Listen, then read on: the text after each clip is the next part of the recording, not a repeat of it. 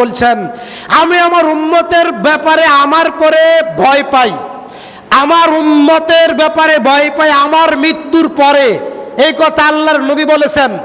আমি যখন চলে যাব তখন আমি ভয় পাই আমার উম্মতের ব্যাপারে। কয়েকটা কারণে ভয় পাই। এক, আমার উম্মত নারীর ফিতনায় ধ্বংস হবে। কিসের ফিতনায়? নারীর ফিতনায় ধ্বংস হবে। দুই, আমার উম্মত দুনিয়ার ফিতনায় ধ্বংস হবে। দুই, আমার উম্মত দুনিয়ার ফিতনায়, সম্পদের ফিতনায়, ক্ষমতার ফিতনায়, টাকা উপার্জনের ফিতনায় ধ্বংস হবে, ডুবে যাবে, পরকাল ভুলে যাবে, আল্লাহকে ভুলে যাবে, রাসূলের আদর্শকে ভুলে যাবে, ইসলামকে 2 পয়সা মূল্য দিবে না। এই 2 শ্রেণীর মানুষকে ভয় পাই। আরো এক শ্রেণীর মানুষকে ভয় পাই, তিনি বলেন, ওয়া ইন্না মিম্মা আতাকাওয়াফু মিনহু আলা উম্মতি আইম্মাতান মুদিল্লিন। আমার উম্মতের পথভ্রষ্ট আলেম, আমার উম্মতের পথভ্রষ্ট খতিব, আমার উম্মতের বেদাতি আলেম, যে আলেম শবে বরাত পালন করে, যে আলেম রাষ্ট্রীয় আমির ওমারা, রাষ্ট্রীয় নেতা চেয়ারম্যানের দাওয়াতে সম্মিলিত মোনাজাত করে, যে আলেম চাকরি থাকবে না এই বয়ে হক কথা বলে না, যে আলেম মুনাফিক মার্কা মুসল্লিদের বয়ে কোরআনের হক কথা বলে না, যে আলেম 21শে ফেব্রুয়ারিতে যায়, 40 যায়, 7 দিনাতে যায়, খতমে যায়, মিলাদে যায়, জাল হাদিস বয়ান করে, তাবিজের পক্ষে ফতোয়া দেয়, জর্দার পক্ষে ফতোয়া দেয়, গুলের পক্ষে ফতোয়া দেয়, সুদের পক্ষে, সমাজে সুদখোর ব্যক্তিদের পক্ষ নেয়। এই কথা আল্লাহর নবী বলেছেন, ওয়া ইন্না মিম্মা আতাকাওয়াফু মিনহু আলা উম্মতি আইম্মাতান মুদিল্লিন। আমার উম্মতের ব্যাপারে, ওই সমস্ত পথভ্রষ্ট আলেমদের ব্যাপারে ভয় পাই।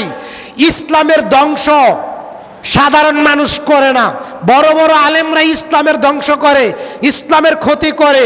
বড় টুপি, বড় জুব্বা, বড় দাড়ি, বড় বড় ডিগ্রি। কবিল উদ্দিন সরকার সালেহী সাবেক প্রধানমন্ত্রীকে জান্নাতি বলে ঘোষণা করেছিল, নাউজুবিল্লাহ। তারই চাচা নজরুল ইসলাম 22 হাজারি বেয়াদব। এবং এই তো 3 দিন আগে ঘটে যাওয়া ঘটনা, বাংলাদেশের গরম সুন্নি যারা, তারা বলেছিল ইমাম আবু হানিফা নাকি মুহাম্মদ সাল্লাল্লাহু আলাইহি সাল্লামের সন্তান। বলেন নাউজুবিল্লাহ, আবার বলেন নাউজুবিল্লাহ।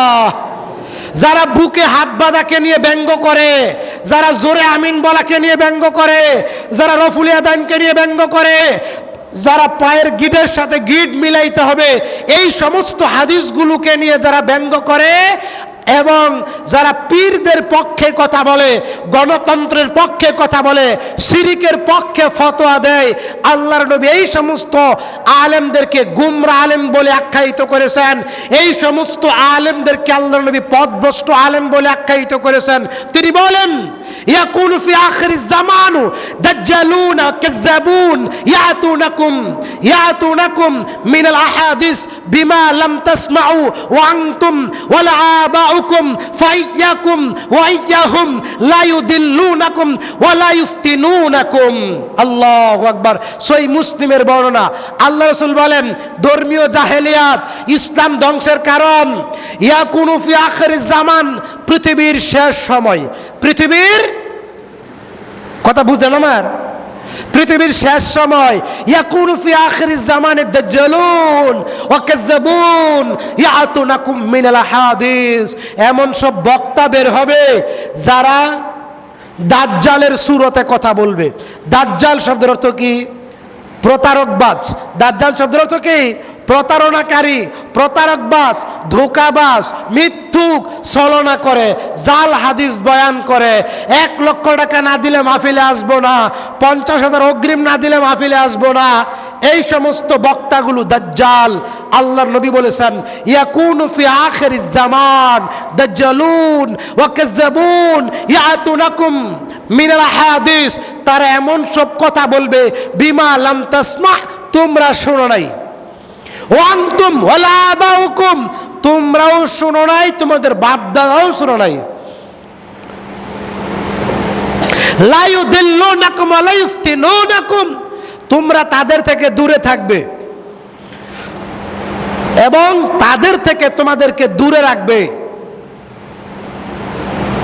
বড় বড় ডিগ্রি থাকলেই, হাফেজে কোরআন হইলেই, মুফতি হইলেই, ডবল দাওরা হইলেই, ডবল টাইটেল হইলেই সে হক্কানি আলেম হবে, এই কথা হাদিস কোরআনে নাই।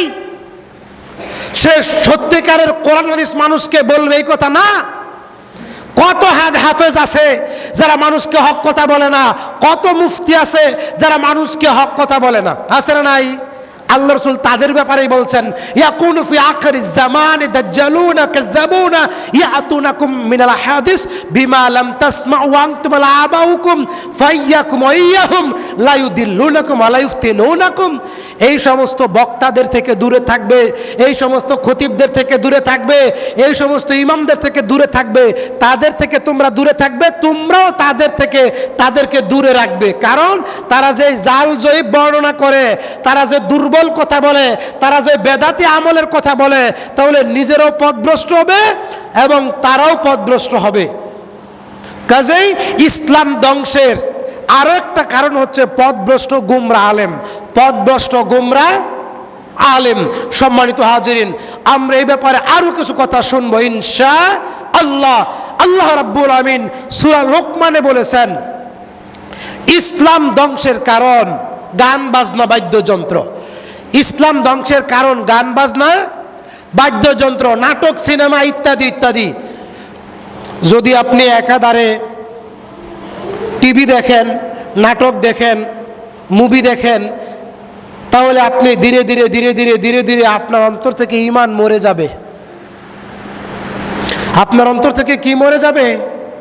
ঈমান মরে যাবে। কোরআন পড়তে ভালো লাগবে না, হাদিস পড়তে ভালো লাগবে না, জিকির করতে ভালো লাগবে না, নেকামল করতে ভালো লাগবে না।